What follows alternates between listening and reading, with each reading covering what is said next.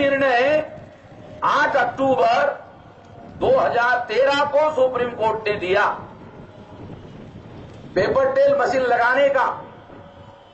वो चुनाव संपन्न हो गया। चुनाव संपन्न होने के बाद एक बहुत भयंकर खबर आई, फाइनेंशियल टाइम्स में खबर आई इलेक्शन कमीशन के कहने पर। क्या खबर थी? 16 मई 2014 को जो रिजल्ट घोषित किया और जिन मशीनों पर इलेक्शन कमीशन ने कंडक्ट किया इलेक्शन, उनमें से 9 लाख मशीनों को स्क्रैप में, स्क्रैप का मतलब है कबाड़, भंगार में बेचने का आदेश दिया इलेक्शन कमीशन ने। ये फाइनेंशियल टाइम्स में खबर छपकर आई। मैं हाईकोर्ट के लॉयर के पास गया कि भाई हम लोग इसके बारे में केस दायर करना चाहते हैं। तो उन्होंने कहा कि हाईकोर्ट अखबार की खबर को सबूत नहीं मानते। मैंने कहा क्या इलाज है कि इलेक्शन कमीशन से आप इस खबर की तायद करवाओ। मैं कैसे होगा कि आरटीआई में जानकारी ले लो। एनजीओ के द्वारा, आरटीआई के द्वारा जानकारी ली गई। इलेक्शन कमीशन ने लिखकर दिया कि 9 लाख मशीनों को हम कबाड़ में बेच रहे हैं। जिन मशीनों को 16 मई 2014 में इलेक्शन कंडक्ट करवाया, वो मशीन महीने भर में ही कबाड़ में बेचने लायक हो गई है। हैरान करने वाली बात थी। दूसरी जानकारी पूछी गई कि इलेक्शन कमिश्नर ये आईएएस अधिकारी होते हैं, ये टेक्निकल एक्सपर्ट नहीं है, तो क्या आप लोगों ने टेक्निकल एक्सपर्ट लोगों की राय लेकर ये बेचने का फैसला किया? क्या इसका कोई रिपोर्ट तैयार है?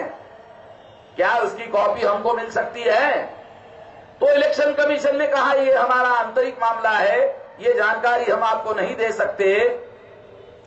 संविधान निर्माताओं ने इलेक्शन कमीशन को फ्री, फेयर एंड ट्रांसपेरेंट चुनाव कंडक्ट करने के काम पर लगाया है, तो ये जानकारी देना इलेक्शन कमीशन के लिए बंधनकारक है, क्योंकि इलेक्शन कमीशन इलेक्शन कमिश्नर की जायदाद नहीं है, प्रॉपर्टी नहीं है, ये कोई उनका निजी मामला नहीं है।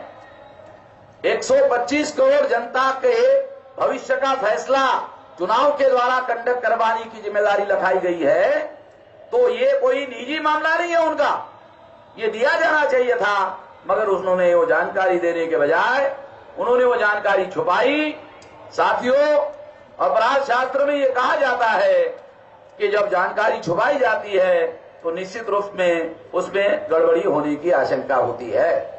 तो ऐसा कहा जा सकता है। एक तो ये बड़ी खबर जो है इस बात को तायद करने जैसी लगती है। एक और भयंकर दूसरी बात जानकारी के तौर पर आपको बता रहा हूं, दूसरी महत्वपूर्ण बात कि इस निर्णय में जो रिलैक्सेशन देने का फैसला सुप्रीम कोर्ट के द्वारा किया गया कि अगर इलेक्शन कमीशन 13 लाख जगह पर पेपर ट्रेल नहीं लगा सकती तो उसको रिलैक्सेशन देने का फैसला जिस जज ने दिया, उस जज को नरेंद्र मोदी ने कर्नाटका सरकार, केरला सरकार का गवर्नर बनाया गया। हैरान करने वाली बात है, भारत के इतिहास में एपेक्स कोर्ट के चीफ जस्टिस को किसी स्टेट का गवर्नर बनाया गया हो, ऐसी घटना भारत के जुडिशियल हिस्ट्री में या भारत सरकार के इतिहास में इसके पहले कभी नहीं हुई। हैरान करने वाली बातें, बहुत भयंकर बातें हैं और इस वजह से ये लोगों के मन में बहुत सारी आशंकाएं पैदा होती है। आखिरी बात ईवीएम मशीन के रेफरेंस में